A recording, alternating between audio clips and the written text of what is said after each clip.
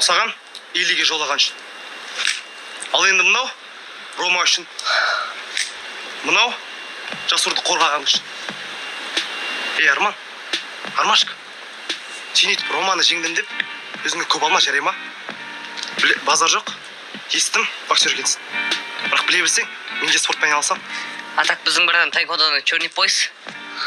Сен де таяқ жеп жүре бермей, бір спортқа қатыссай, бүйтіп жүре берсең, білесің ба? Жасурдан. Жоқ, даже тико ботаниктен тәжеп қаласың.